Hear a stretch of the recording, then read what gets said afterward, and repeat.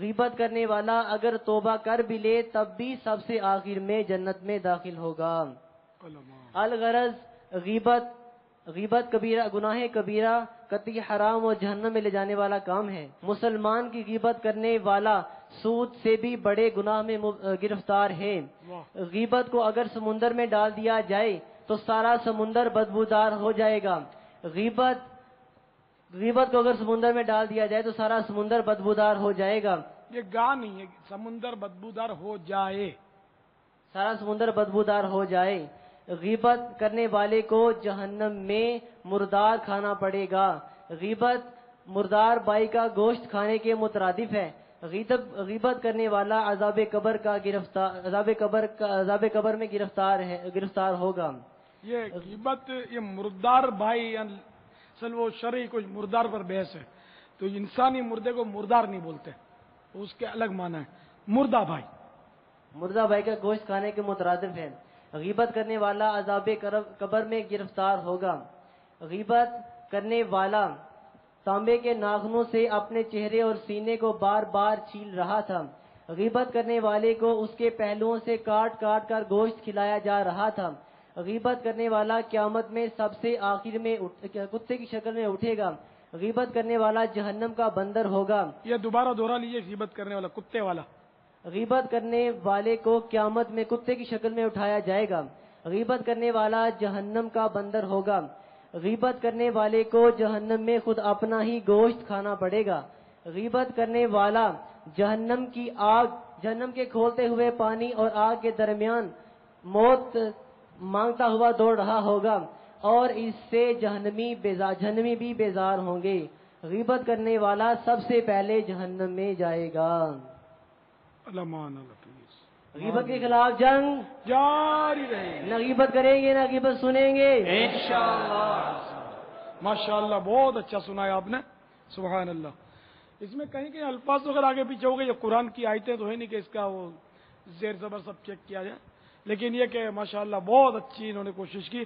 مرحبا، اللہ تعالیٰ برکت دے ان کو، اور جنہوں نے یاد کیا سب کو اللہ برکتیں دے، ماشاءاللہ مرحبا۔ تو یہ جو اپنے ٹکڑا نکالیں گے نا، اس میں یہ جو ابتدائی جملے جو ہیں نا، اس کی ضرورت نہیں ہے۔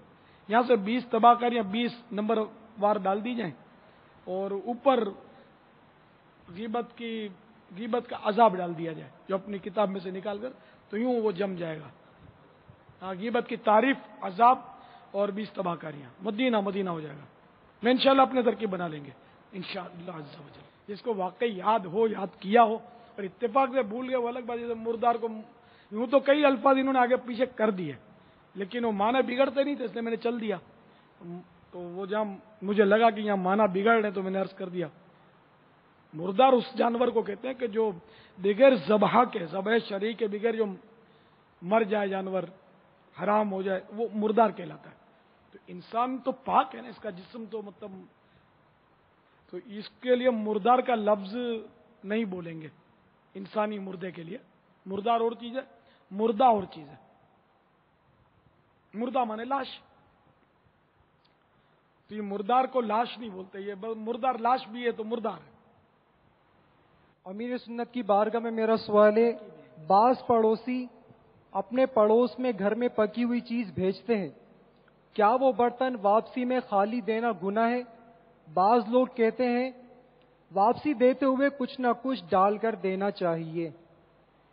کچھ نہ کچھ ڈال کر دینا یہ اچھی بات ہے، اخلاقی مطلب طور پہ کہ اس نے دیا اپنے بھی کچھ نہ کچھ عوض دے دیں اس کو، نہیں دیا تو گناہ نہیں ہے، کچھ بھی نہیں ہے، دینا اچھا ہے۔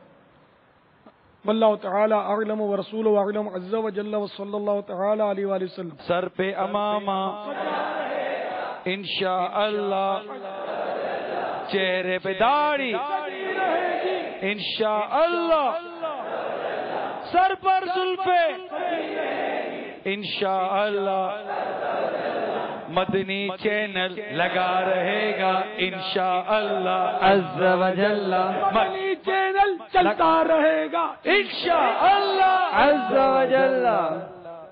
ماشاءاللہ۔ مدینہ السلام علیکم ورحمۃ اللہ وبرکاتہ. وعلیکم السلام ورحمۃ اللہ وبرکاتہ. میرے باپا جان میں مرکز اولیاء لاہور سے یہاں 30 روزہ اعتکاف کرنے ماشاء اللہ. میرا سوال یہ یا سیدی یہ ارشاد فرمائیے کہ سانپ پالنا اور بیچنا کیسا؟ نیز کیا سانپ پکا کر کھا سکتے ہیں؟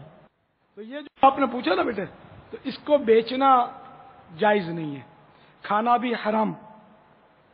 اس کو بعض لوگ نشے کے لیے البتہ کھاتے ہیں. یہ بہت سال ہو گئے کسی کو لائے تھے نوجوان کو، تو وہ پتا چلا کہ وہ بتایا کہ وہ کھا رہا ہوں میری عادت نکل جائے. نے کہا مار کے کھاتے ہو زندہ؟ بولا زندہ زندہ کھا جاتا ہوں. یہ اس طرح کہا بھائی کیسے تمہارے پاس آتے ہیں؟ بولا اور فلاں جگہ، وہ کسی گاؤں کا نام لیا، مجھے یاد ہے وہ نام، وہاں بکتے ہیں، وہاں سے وہ لاتا تھا. ایک ہی بار آیا تھا وہ نوجوان، میں نے تم کو سانپ کاٹتے نہیں ہے؟ وہ دوسرا جو ساتھ تھا اس نے بتایا کہ سانپ اس کو کاٹتا ہے تو سانپ خود مر جاتا ہے، اس کے بدن میں اتنا زہر ہو گیا سانپ کھا کھا کر. تو یہ بہرحال ہمارے یہاں حرام ہے اسلام میں، نہ بیچ سکتے ہیں، نہ کھا سکتے ہیں، نہ پال سکتے ہیں. اس کو پالنا تو اس کو ہے دشوار بہت ہے، تو مانوس نہیں ہوتا. یہ مانوس نہیں ہوتا، شیر مانوس نہیں ہوتا آدمی سے، چیتا مانوس ہو جاتا ہے، ہاتھی مانوس ہو جاتا ہے. سانپ، شیر اور اس طرح کے کچھ جانور ہیں جو آدمی سے مانوس نہیں ہوتے. یہ آپ کو 1000 پالو، یہ ڈسے گا تو آپ ہی کو ڈسے گا. تو جو اس کے بین بجاتے ہیں اور اس کا تماشا دیا، یہ زہر نکال دیتے ہیں اس کا. پھر یہ ہاتھ انگلی لگاتے ہیں، اس کو کاٹتا ہے تو زہر ہی نہیں ہوتا، اس میں پریکٹس ہوتی ہے ان کی. واللہ تعالی اعلم ورسولہ اعلم عز وجل وصلی اللہ تعالی علیہ وآلہ وسلم. صلوا علی الحبیب صلی اللہ تعالی علی محمد صلو علی الحبیب. صلی اللہ تعالی علی بابا ریکارڈڈ سوال. انشاءاللہ. السلام علیکم ورحمۃ اللہ وبرکاتہ. میں صدیق الاسلام ہاشمی اسلام آباد سے عرض کر رہا ہوں. پیارے باپا جان، یہاں فیضان مدینہ میں ہم لوگ سیلاب زدگان کے لیے امداد جمع کر رہے ہیں. الحمدللہ اسلام بھائی بہت اپنا وقت بھی دے رہے ہیں اور لوگ اب بڑھ چڑھ کر اور مل کر تعاون بھی کر رہے ہیں. پیارے باپا جان ہمارے لیے دعا فرما دیں. پیارے باپا جان آپ سے ایک سوال ہے، اگر ہو سکے تو ارشاد فرما دیجیے گا. پیارے باپا جان، یہ جو نماز پڑھتے ہیں، نماز پڑھتے وقت جب ہم سلام پھیرتے ہیں تو ہماری سلام پھیرتے وقت بھی کیا کوئی نیت ہونی چاہیے؟ دائیں طرف جب سلام پھیریں گے اور بائیں طرف سلام پھیریں گے، اس کے بارے میں ارشاد فرما دیں. میرا دوسرا سوال یہ ہے بابا جان کہ آج کل لوگ جو ہیں غیبت کرتے ہیں، لیکن وہ یہ کہتے ہیں کہ ہم تو ان کی جو برائی ہیں وہ بتا رہے ہیں تاکہ دوسرے لوگ بچیں. کیا وہ بھی غیبت کے زمرے میں آتی ہے؟ السلام علیکم ورحمۃ اللہ وعلیکم وبرکاتہ. السلام ورحمۃ اللہ وبرکاتہ.